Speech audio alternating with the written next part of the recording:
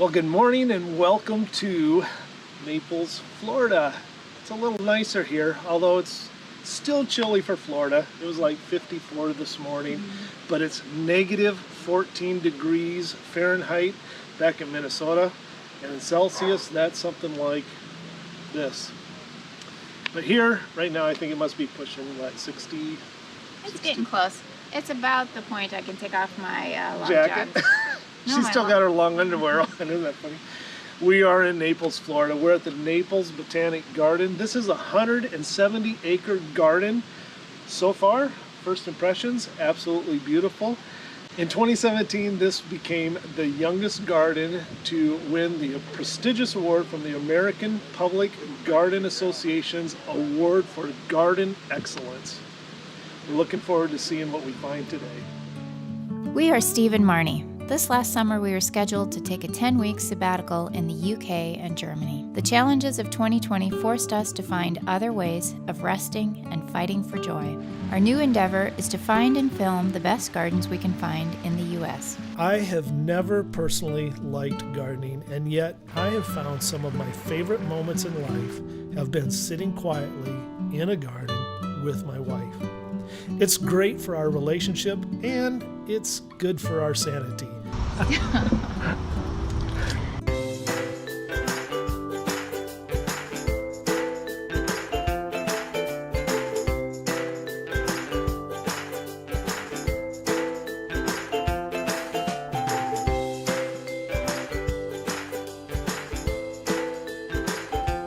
We would really appreciate you clicking on the YouTube subscribe button, and make sure to hit the bell to not miss any upcoming episodes.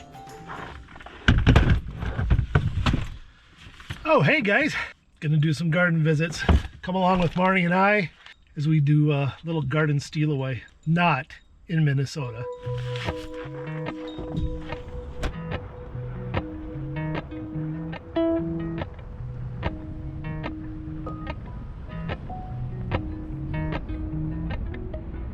Okay. Thanks for visiting. Yeah. Thanks for the ride, guys. Yeah, well, thank you guys so much. It was really great seeing you guys then too. So, yeah, it's so great seeing you guys. And so, yeah, we'll be back in a week here then. So, Thanks. yeah. Catch you later. Bye. Okay, we got everything out of the car, right? Yeah. What?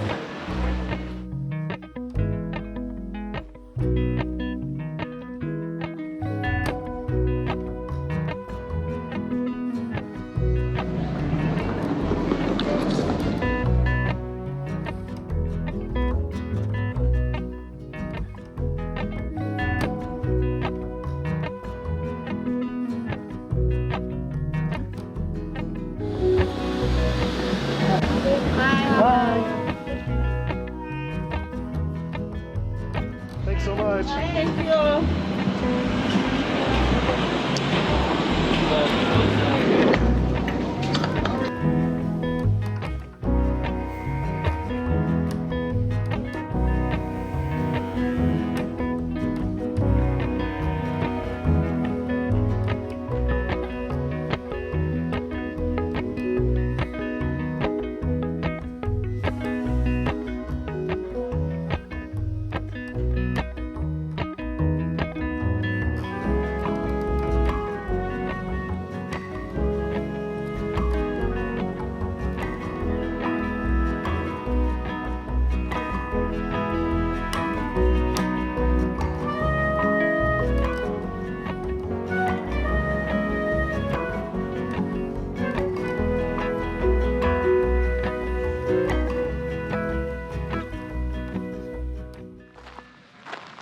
So Marnie, what do you think of the Naples Botanic Garden? I think there's a lot more to see than a couple hours worth. So if you can plan to spend a whole day or to come back at different times of day, we've noticed, like the water lilies bloom more when the sun's out. So I think there's a lot to see and smell. It's beautiful to come from the frozen tundra of Minnesota in January. Negative 14 below zero right now. Yeah, woke up at negative 14 there. Still chilly at 52 here this morning, but it's warmed up to a lovely, 71, 72? Yeah. So it's nice to smell the earth and to see things growing, and it's inspiring.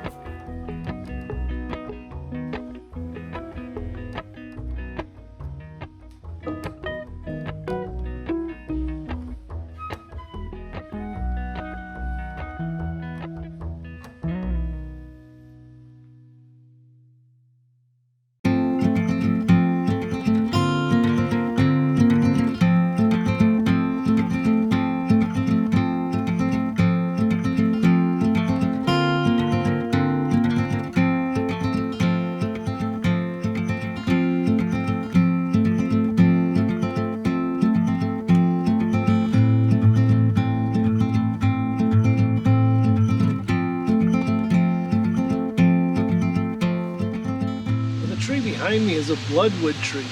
Now some of you have been watching our garden channels, but you're not aware that I also have a guitar building channel called Let's Build a Guitar. And I've recently done a guitar video where we were looking at bloodwood, and this is a bloodwood tree.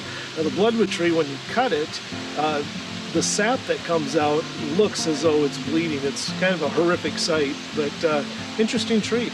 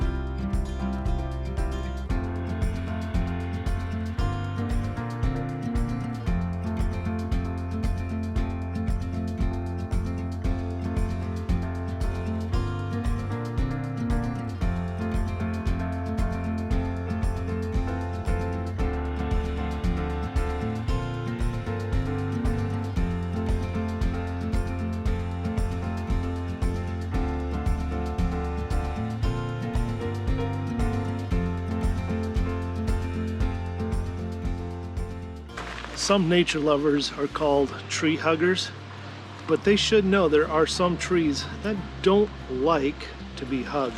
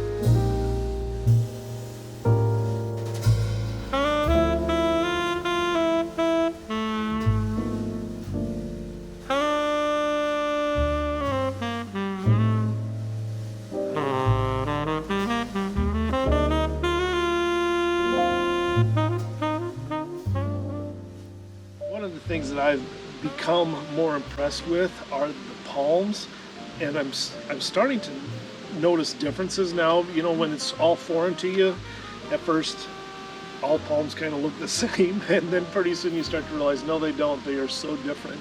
Yeah, varied textures, varied thickness. I think what strikes me right off the bat is the beauty of the variety of the thickness of the leaves in a lot of the plants. So yeah, so there's a lot of variety.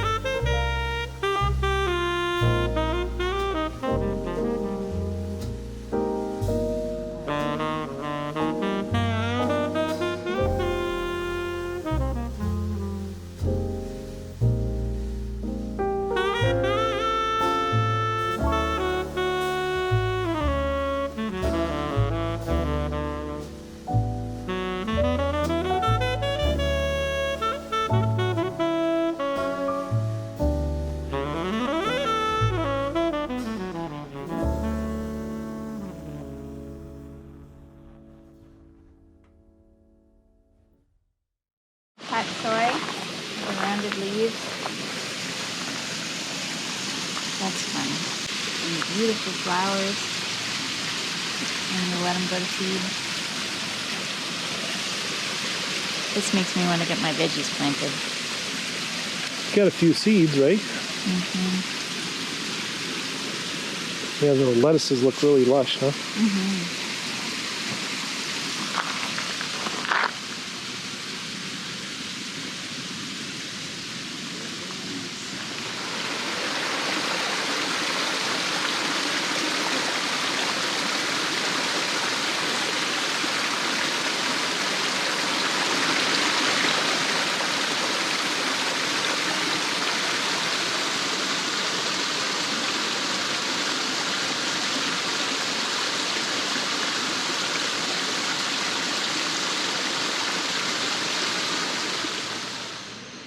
They do a really beautiful job with their water features.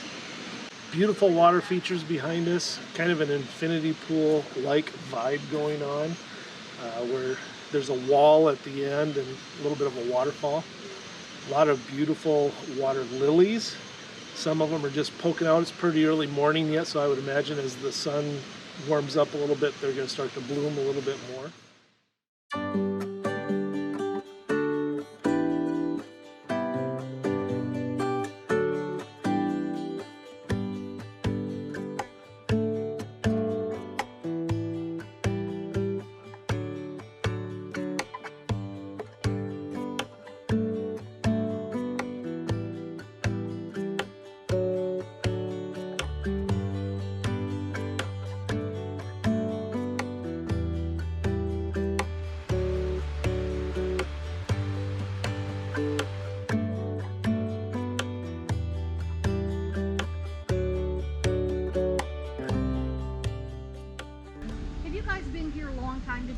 We have been here since 9 a.m. Do you know if they have a restaurant here?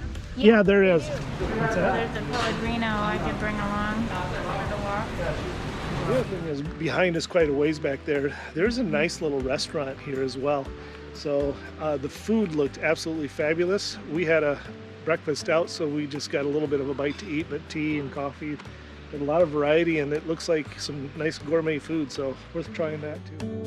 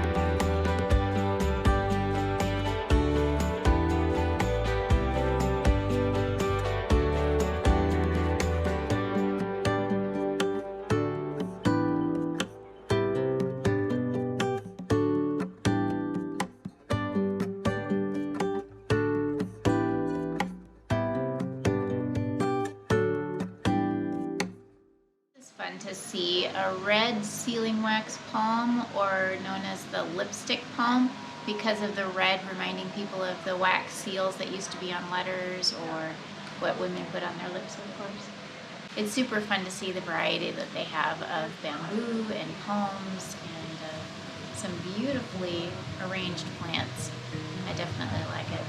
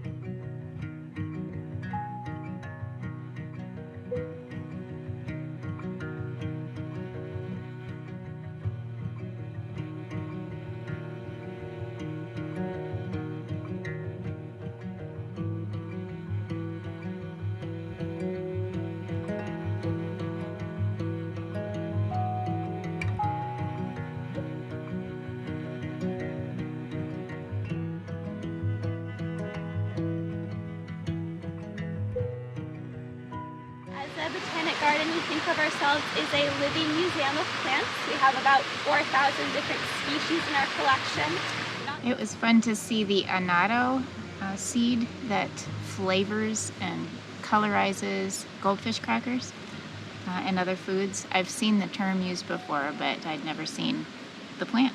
Goldfish crackers, and it is not a plant that I think I've ever seen. It's very different, very unique in the way it looks. And you know the best way to eat goldfish crackers, you gotta get the regular ones, and you have to have toasted salted almonds, and you have 1 almond to 2 goldfish. So now we've just started a new recipe channel. So the first recipe is 1 almond, 2 goldfish. Put them in between each other, and you've got a goldfish sandwich.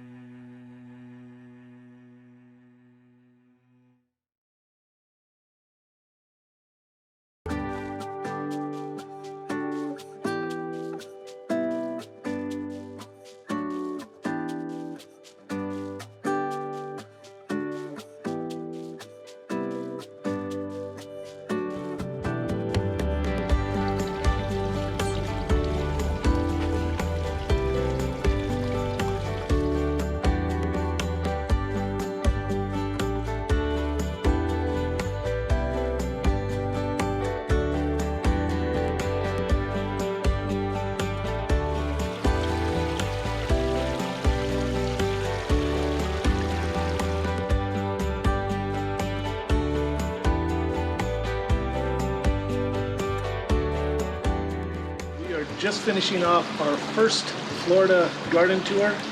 It's been just really a beautiful day. We took some time with the camera off and sat by the little pond for a little while to just kind of soak it in, so we weren't just filming. The similarities to Hawaii and some of the tropical flowers that were there, but yet still different. I think like with any gardens, if you just take your time to sit and give yourself more than an hour or two to walk through, where you can take in different views and notice different details and get in on a tour. We did 2 tours today, and it really helps you have a structure of understanding the garden that you're visiting. So I think it's good to do some research and reading and ask questions. We went on 2 tours today. One was on history and highlights of the garden, and then the other one was on the art of the garden. And then I think they just do different rotations of different tours that you can take, which is really nice. And they try to keep the group somewhat small, and they had in-ear monitors for you to listen to the the person who was leading, and they just did a really good job. The beginning of this garden took place in the early 90s, in like 1993, but they really didn't start planting or establishing the garden until 2008, 2009, so quite a bit later. This is relatively young for a botanic garden. And there's a lot of larger plants and larger displays and trees, and one of the fun facts that we found out was that they took mature trees from other places. One of the trees in the garden blew down in a hurricane, fell on a man's house, and he sounds like maybe they saved the house, but they also saved the tree. They took the tree and transported it here, replanted it, gave it some stilts so that it could stay upright, and that's how they established some of the larger trees here. And I like how you'll see in a lot of botanic gardens where they have tags identifying different species, but this one has tags, and if you see a red tag, you know it's an endangered plant, and I think that's really helpful to be able to quickly identify something that they're trying to protect. And preservation really does happen through botanic gardens. When I've done some reading, it sounds like because of plant hunters, the craze that happened in like the 1800s, people brought plants to other places in the world, and then when there was overdevelopment in their areas, because of like Kew Gardens and different places having those specimens, that they were able to then reestablish a lot of native plants. So they have a seed bank here to help reestablish them. Well, like we learned in Hawaii, that there's overdevelopment as well, where if people don't realize what they're doing and they just kind of bulldoze an area to get ready for building, you can lose a lot of native plants that you may not realize are endangered. So part of the beauty of the development of this botanic garden is that they did re-establish the natural native plants and added in plants that worked well together, instead of having something that was just taken over by a single species. And this botanic garden works kind of like a corridor between the Everglades area and some of the forested areas along the coast, and so it allows for the animals to kind of pass through without going through city. And they've got like trail cams out there with deer on it, but they also have Florida panthers, numerous pictures of panthers out there. That's pretty sweet. So we learned a lot of that on our tours today. It's not something we naturally knew. So. Don't say that, we just don't know these things. So anyway, thanks for joining us, guys. Come steal away with us in another garden next time. Fight for joy.